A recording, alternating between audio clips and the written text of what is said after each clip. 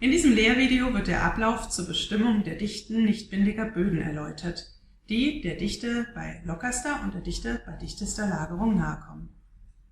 Diese beiden Bezugsgrößen werden benötigt, um die Lagerungsdichte einer Bodenschicht zu bestimmen und deren Verdichtungsfähigkeit zu ermitteln.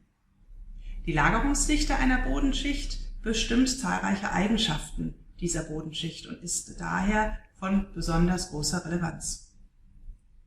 Ergebnis des Versuchs zur Ermittlung der lockersten Lagerung ist die minimale Trockendichte min-ρ-d der Bodenprobe, aus der der maximale Porenanteil max n und die maximale Porenzahl max e berechnet werden können. Ergebnis des Versuchs zur Ermittlung der dichtesten Lagerung ist die maximale Trockendichte max ρ-d der Bodenprobe, aus der der minimale Porenanteil min n und die minimale Porenzahl min e berechnet werden können. Zur Bestimmung der Dichte bei lockerster Lagerung werden folgende Dinge benötigt: ein Trocknungsofen, Bleche oder Schüsseln, ein Versuchszylinder mit einem Innendurchmesser von 71 mm und einer Höhe von 112 mm, ein Trichter, ein Stahllineal oder Messer mit gerader Schneide, ein Pinsel zur Staubentfernung und eine Waage. Zur Bestimmung der Dichte bei dichtester Lagerung mit dem Schlaggabelverfahren werden folgende Dinge benötigt: ein Versuchszylinder mit Filterplatte und Absaugvorrichtung, Innendurchmesser 71 mm, Höhe 112 mm, Filterpapier, eine Schlaggabel, eine Kopfplatte mit Durchmesser 70 mm und Höhe 15 mm, eine Wasserstrahlpumpe sowie eine Tiefenleere. Alternativ kann die Dichte bei dichtester Lagerung mit dem Rütteltischverfahren ermittelt werden.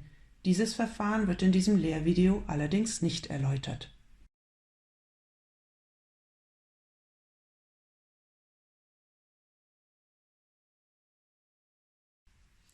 Der Versuch wird am getrockneten Boden durchgeführt. Ist die Bodenprobe feucht, wird sie bis zur Massenkonstanz bei 105 Grad Celsius im Trockenofen getrocknet.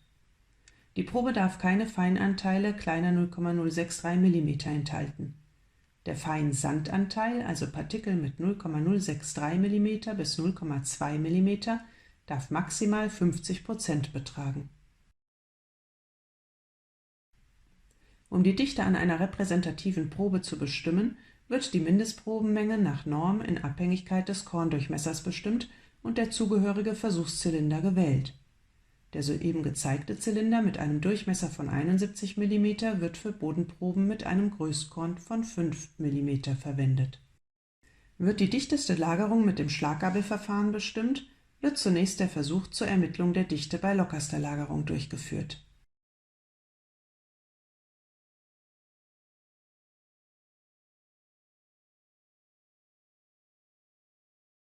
Hierzu wird der Trichter auf den Boden des Versuchszylinders gesetzt und mit der zu untersuchenden Probe befüllt. Es soll so viel Probenmaterial in den Trichter gegeben werden, dass der Versuchszylinder damit vollständig gefüllt wird und sich darüber hinaus eine kegelförmige Überschüttung ergibt. Anschließend wird der Trichter händisch oder mit Hilfe einer Vorrichtung zentrisch nach oben geführt, sodass der Sand langsam aus der Auslauföffnung des Trichters rieselt. Dies erfolgt so, dass die Auslauföffnung stets mit der Spitze des Schüttkegels in Berührung bleibt.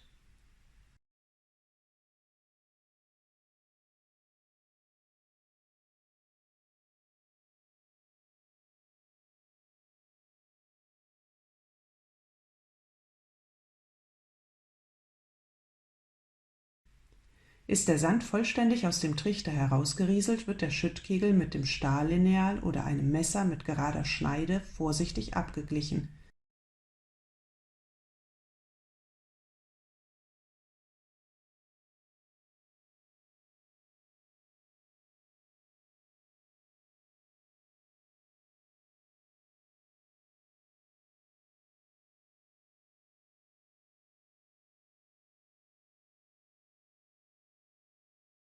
Und die Probenreste auf der Außenfläche des Zylinders werden mit einem Pinsel entfernt.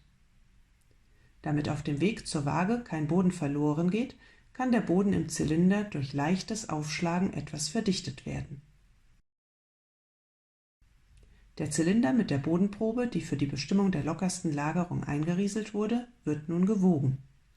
Dieser Versuch wird 5-mal durchgeführt und es werden jeweils die Massen von Versuchszylinder und Bodenprobe notiert.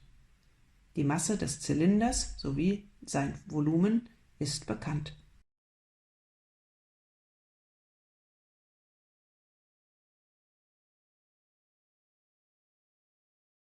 Für die Ermittlung der Dichte bei dichtester Lagerung wird die letzte Bodenprobe aus dem Versuch zur Ermittlung der Dichte bei lockerster Lagerung verwendet. Der Versuchszylinder hat die gleichen Maße wie der soeben benutzte Versuchszylinder, besitzt aber an seinem Sockel eine Filterplatte und eine Absaugöffnung. Nach Einlegen eines Filterpapiers wird etwa 1/5 der Bodenprobe in den Versuchszylinder gefüllt.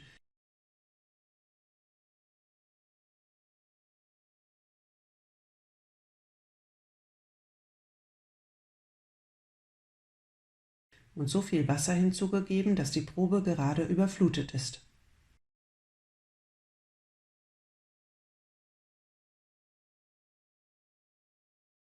Anschließend wird der eingefüllte Boden durch 30 Doppelschläge mit der Schlaggabel in 8 bis 10 Sekunden eingerüttelt.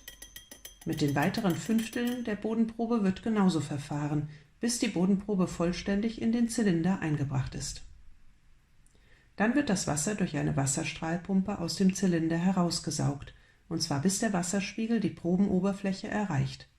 Filterpapier und Filterplatte verhindern ein Ausschwemmen des Feinsandes.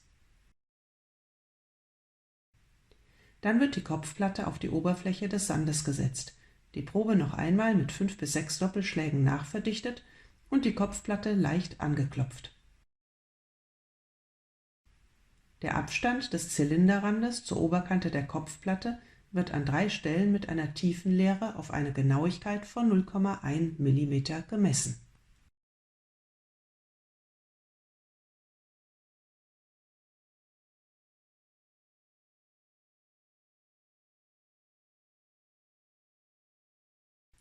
Zur Ermittlung der Dichte des Bodens bei lockerster Lagerung Min-Rho-D werden die in den 5 Teilversuchen gemessenen Trockenmassen durch das Zylindervolumen dividiert.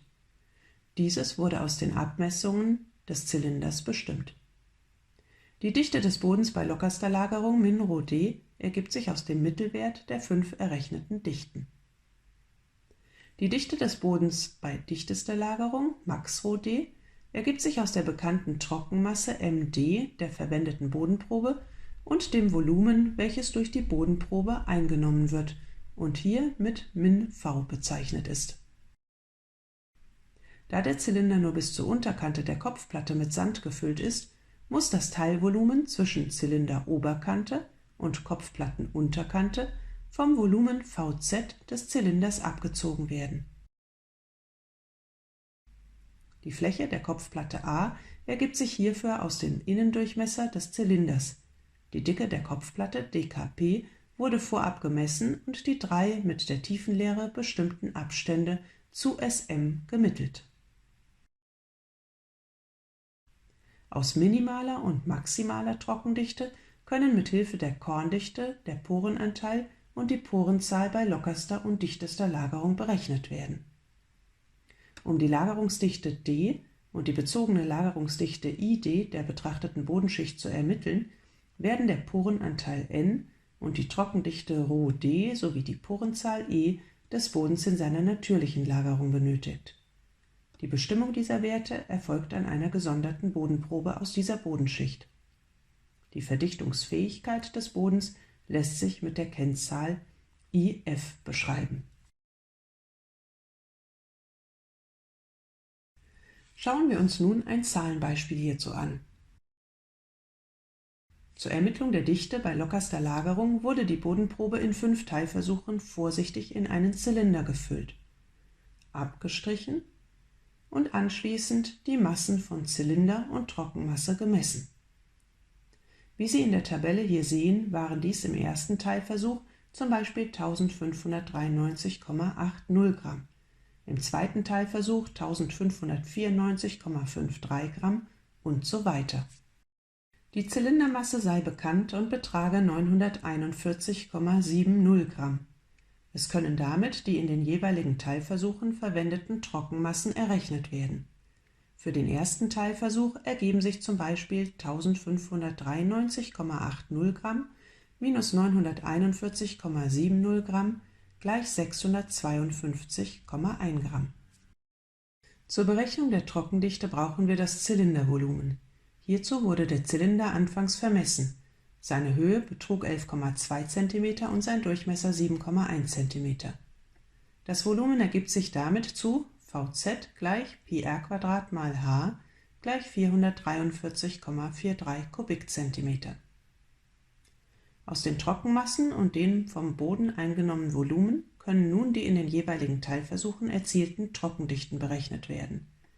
Für den ersten Teilversuch ergibt sich zum Beispiel eine Trockendichte von 1,471 Gramm pro Kubikzentimeter, für den zweiten Versuch 1,472 Gramm pro Kubikzentimeter und so weiter. Der Mittelwert der Dichten aus den 5 Teilversuchen beträgt für dieses Beispiel 1,472 Gramm pro Kubikzentimeter und wird als die Trockendichte des Bodens bei lockerster Lagerung bezeichnet. Mit einer Korndichte des Sandes von 2,65 Gramm pro Kubikzentimeter können außerdem der maximale Porenanteil max N zu 0,445 sowie die maximale Porenzahl max E zu 0,800 berechnet werden. Zur Ermittlung der Dichte bei dichtester Lagerung wird der Boden aus dem letzten Teilversuch der lockersten Lagerung benutzt und verdichtet. Das haben Sie in diesem Lehrfilm schon gesehen. Um nach dem Einbau des Bodens das Volumen zu ermitteln, das von der Probe im Zylinder eingenommen wird, wird die Kopfplatte aufgesetzt, deren Durchmesser 7 cm und deren Dicke 1,5 cm beträgt. Mit einer Tiefenlehre erfolgt an 3 Stellen die Messung des Abstands vom Zylinderrand zur Oberkante der Kopfplatte. Hier betragen die Abstände an einer Stelle 0,21 cm und an 2 Stellen 0,24 cm, woraus ein Mittelwert von 0,23 cm resultiert. Das Min-V der verdichteten Probe ergibt sich aus dem Volumen Vz des Zylinders, welches wir bereits in dem Beispiel zur lockersten Lagerung zu 443,43 Kubikzentimeter bestimmt haben, abzüglich dem Volumenanteil V des Zylinders, welcher nicht mit Sand gefüllt ist. Die Bestimmung von V erfolgt aus der Summe des mittleren Abstands von Zylinderrand zur Oberkante der Kopfplatte Sm und der Dicke der Kopfplatte dkp, multipliziert mit der Fläche A. Damit ist das Volumen Min-V der verdichteten Probe Vz minus Sm plus dkp mal A. Mit den bereits genannten Werten für diese Parameter ergibt sich ein Volumen Min-V von 374,94 Kubikzentimetern. Die Trockendichte bei dichtester Lagerung max ρd ergibt sich dann aus der Masse der verdichteten Probe bezogen auf ihr Volumen, in diesem Fall zu 1,741 Gramm pro Kubikzentimeter. Mit der Korndichte des Sandes von 2,65 Gramm pro Kubikzentimeter können außerdem der minimale Porenanteil Min-N zu 0,343 sowie die minimale Porenzahl Min-E zu 0,522 berechnet werden. Aus den Ergebnissen der Laborversuche zur lockersten und dichtesten Lagerung können nun die Lagerungsdichte D, die bezogene Lagerungsdichte ID und die Verdichtungsfähigkeit IF einer Bodenschicht abgeleitet werden. Neben den im Labor bestimmten Kennwerten bei lockerster und dichtester Lagerung werden hierfür noch die In-situ-Werte von Trockendichte, Porenanteil und Porenzahl erforderlich, das heißt die in der Bodenschicht tatsächlich vorhandenen Kennwerte. Nehmen wir an, diese wurden zum Beispiel anhand einer Probenentnahme mittels Ausstechzylinders bestimmt und betragen ρd gleich 1,542 Gramm pro Kubikzentimeter, N gleich 0,419 und E gleich 0,719. Die Lagerungsdichte D kann entweder auf Basis der Trockendichte oder auf Basis der Porenanteile berechnet werden. Für unser Zahlenbeispiel ergibt sich eine Lagerungsdichte D von 0,26 bzw. 0,25, welche nach den Empfehlungen des Arbeitskreises Baugruben für einen locker gelagerten Boden steht. Die geringe Abweichung bei der Berechnung von D nach den hier notierten Formeln ist auf Rundungsfehler zurückzuführen. Die bezogene Lagerungsdichte ID ergibt sich dann zu 0,29 und die Verdichtungsfähigkeit IF zu 0,53. In diesem Lehrvideo haben Sie nun also gesehen, wie die Versuche zur Bestimmung der lockersten und dichtesten Lagerung eines Bodens durchgeführt werden. Außerdem haben wir Ihnen gezeigt, wie die Lagerungsdichte einer Bodenschicht mit Hilfe der Ergebnisse dieser Versuche ermittelt wird. Da die Lagerungsdichte ganz viele Eigenschaften eines Bodens beeinflusst, stellt dieser Versuch einen ganz grundlegenden und wichtigen Versuch dar.